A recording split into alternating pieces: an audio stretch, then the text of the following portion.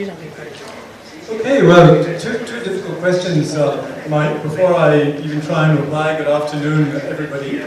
And may I start by congratulating you for an innovation that I think is creative. Because one of the most uncreative forms of spending time, an outmoded technology, is this kind of conference. And it's high time that everybody who organizes conferences gets that into their heads, that there is a much better way of actually getting people to share ideas and communicate.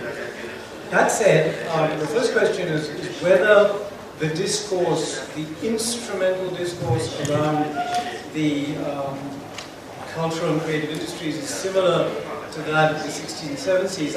I'd say no, not at all, for the simple reason that what we call today the cultural and creative industries was, at that time, completely conceived, as it still is in the United States, within the framework of the entertainment industry. It was business, and you didn't really pose the question in those terms. And in the welfare state dispensation of the 60s and 70s in Europe, where the cultural policy discourse was elaborated, it seemed to be self-evident that what we're talking about is how governments and public policy could help. Although already in the late 60s, you had people like Yudhishtir Girard, who were putting their finger on the fact that, guys, a hell of a lot of the culture that surrounds us, the cultural stratosphere in which we're all going to move, is going to be provided by the marketplace. So there were inklings of this, but I think behind your question is whether we're not at a point that we were long ago. And I'm perhaps a little young, not quite as young as I look, but in 1980, I was one of the people who actually contributed to the drafting of the Mexico City Declaration.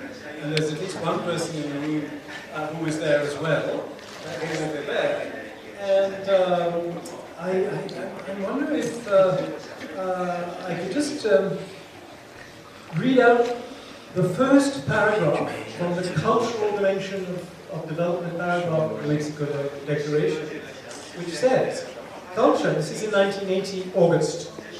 Culture constitutes a fundamental dimension of the development process and helps to strengthen the independence, sovereignty, and identity of nations. So that's in a different framework. That's the language of the period. To continue. Growth has frequently been conceived in quantitative terms without taking into account its necessary qualitative dimension, namely the satisfaction of man's, it was before gender awareness, man's spiritual and cultural aspirations. The aim of genuine development is the continuing well-being and fulfillment of each and every individual. I won't go on, but the point I'm making is that the language and the ideas are exactly the same. Why have we not progressed in 33 years, 33, beyond that point? I put the question, I have some ideas of what the answer would be, but I won't share them with you now. The second point that, the second question that you asked is I think has to be very central in our thinking about the creative economy or the cultural and creative industries, as others prefer to call it. In China, for example, the official term is now the cultural and creative industries. I, for my part, always prefer a broader category, which is the cultural economy. However you describe it, I think one of the big issues is that in all of the development-linked advocacy, and some of that is hype, about how wonderful the creative economy is for development, the equity and distributed elements are very rarely thought about.